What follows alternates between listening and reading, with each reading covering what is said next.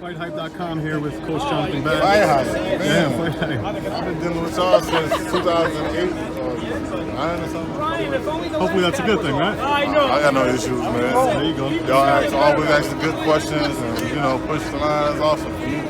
How was camp? Camp is great, man. I had no issues. No issues? I had no issues. Everything good.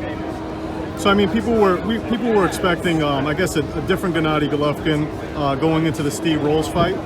There was some, I guess, people that some criticism, I guess, in that fight. Well, one thing I would say about that, when it comes to boxing, you would never not have criticism. But you got people who criticize the late great Muhammad Ali until he stopped fighting. Then they realized how good he was and started appreciating him. So, what do you expect come Saturday night? I expect Triple G to let his hands go, and I expect him to get the victory Saturday night. It's gonna be a good fight because Derevyanchenko is a heck of a fighter, man, and he's coming forward. He ain't scared.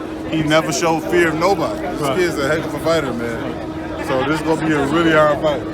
I did have a question. There's some heavyweight news going on. The president of Mexico said that that he would allow Andy Ruiz to fight on the Mexican Olympic team.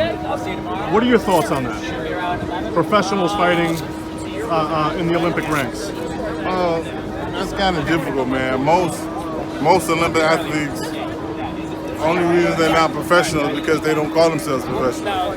If you got over 100 fights as an amateur, you're a professional amateur. Right. You know what I'm saying? But in every other sport, they have professionals in the Olympics except boxing. And the reason being is I wish they could keep it as just amateurs in boxing because that's how a lot of our legendary guys that retired as legends and our legendary fighters, that's how they made a name for themselves. Right. The Olympics. You got a guy who was eating out the trash can with an Olympic gold medal around his neck. But he said, you know what? I can use this medal and turn pro and I can make some money. Sugar Ray Leonard. He was that broke. Most amateur kids from the inner city, other countries take care of the amateurs. Except the richest country in the world. They don't take care of the amateurs like other countries do.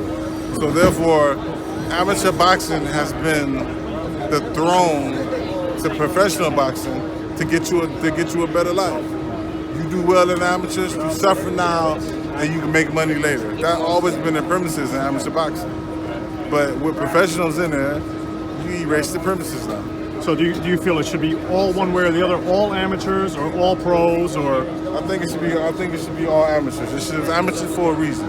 I think we should all amateurs from the bottom to the top but I also think they should bring back the headgear because if I'm fighting the 6th rounder with no headgear and the amateurs and I ain't get paid and I can just go across the street to the garden and fight the same 6th rounder, you know what I'm saying, and get paid for it. I think it's nuts. How do you see Ruiz Joshua 2 playing out? Okay. I believe Ruiz. I always thought Ruiz was a good fighter, but I think Joshua is the more talented fighter. He's the Olympic gold medalist. I think he's more talented. So I think me personally, I think Joshua will win the fight.